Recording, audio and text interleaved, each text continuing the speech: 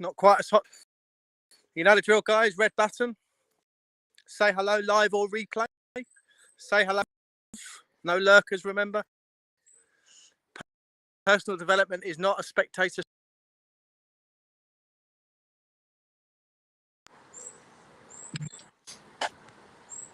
Well, do you know yourself?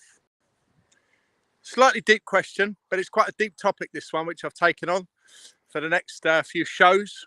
So how well would you say you know yourself? And if you want to give me some more detail about that, then that'd be great. So what we're talking about here is emotional intelligence, EQ. I started talking about that yesterday, and I asked the question, is emotional intelligence all about sorting your own shit out, to use straight, direct language?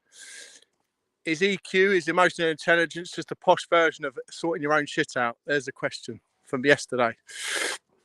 Today is about the next level of self-awareness. How do we improve our emotional intelligence? How do we improve our self-awareness about ourselves? And I'm going to give you a few tips if you bear with me today. But meanwhile, say hello.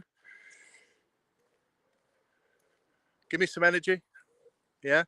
And then I'll get straight into it. So, self-awareness, I challenge or question that most people really don't know themselves. Yeah. And what I would say is I didn't really know myself longer than 3 years ago. So 3 years ago, I was in corporate world. I was doing a job on a daily basis that I didn't really enjoy. I was busy wearing a mask to fit in with a group of people or an organization or a world of working that I really didn't enjoy. But I felt stuck. I felt stuck, frustrated, pissed off, had a coping mechanism of alcohol. Let me know if this resonates, guys. Let me know if this is you. And part of the inner journey, part of the fixing ourselves, part of our emotional intelligence, step one is always self-awareness. Self-awareness, awareness of self. And here's a few tips for you to improve your own self-awareness. So number one, which I teach my clients or show my clients, and we do the journey together. So number one is to actually slow the fuck down. Slow right down. Yeah. Life is fast, life is chaotic. However, if you don't slow down at least maybe once a day, have a little check-in with yourself. If you don't do that, you're part of the problem. You're part of the hamster wheel. You're part of the washing machine that doesn't stop tumbling. Yeah. If you don't have that at least minimum daily check-in.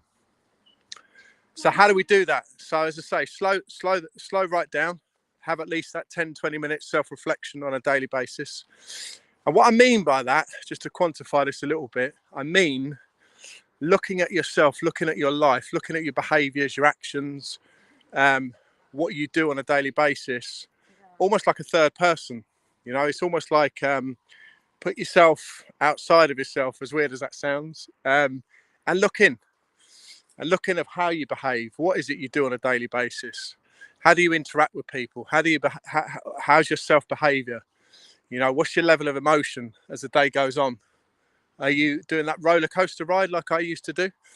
Extreme emotions all the time. Happy, sad, dopamine fixes, coping mechanism. You know, if that's you, then you got things to fix, to change. So that's the first tip, is slow down and look at yourself and look at your life from the outside as if you're an independent person. Let me know you're here, guys. I see a few people on. Just say hello, live or replay. So step two, little tool that my clients use and I've used. Number two is what we call the accountability mirror.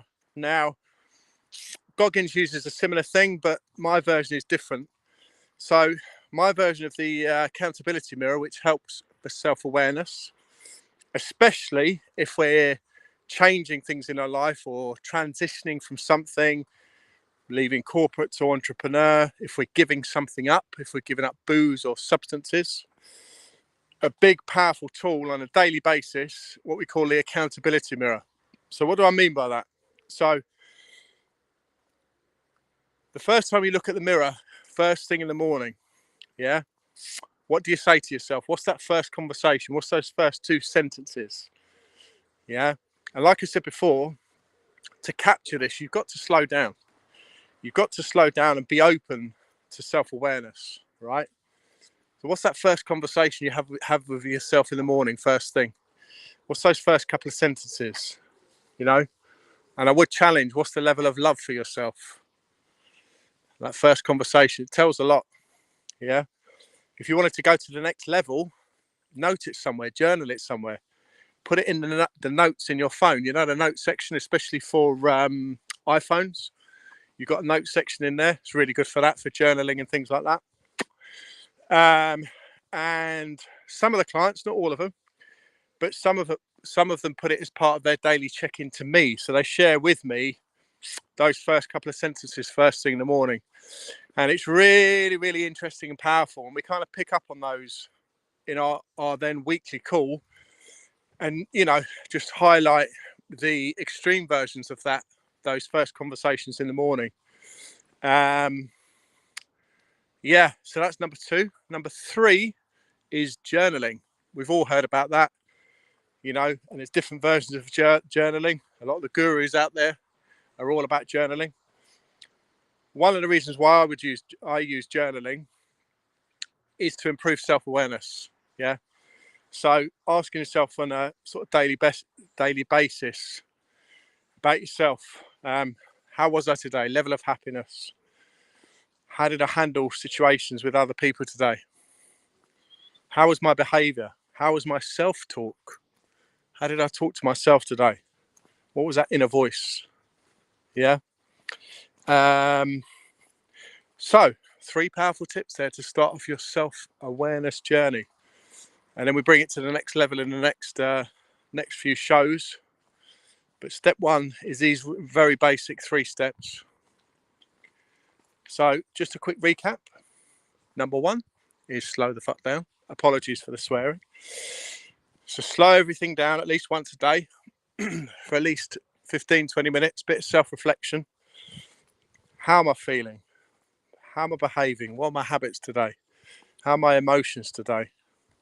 And as I say, try and do it as if you're a separate person, if you're looking into your own world. Yeah, number 1. So number 2, accountability mirror. What are those first couple of conversations you have with yourself first thing in the morning? Tells a lot.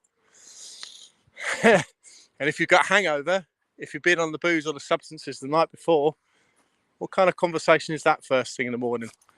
Once you start capturing it, once you start noting it down, it's a real eye-opener, you know.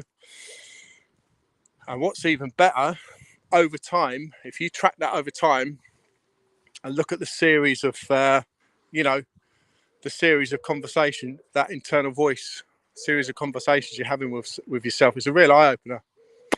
That's number 2. And then number 3 is the typical journaling on a daily basis. The basic questions of how happy was I today? What other emotions was I feeling today? How did I behave today? What were my actions like today? How was I interacting with other people? Apologies for the echo. We're just going under a little tunnel here. So there's plenty there to crack on with. And this is this is level 1 out of, say, 10 levels of emotional intelligence, EQ, and the basic ground language of keeping our shit together. All right. Gonna leave it there, guys. Do what you love, do it with passion, and do it often. Gonna leave it there, but drop in the notes what you think. Tell me all about you and all about emotional intelligence. If you want to take things further, there's a link there for the 28-day program. Nice and easy to join after we have a conversation. Take care, guys. See you later.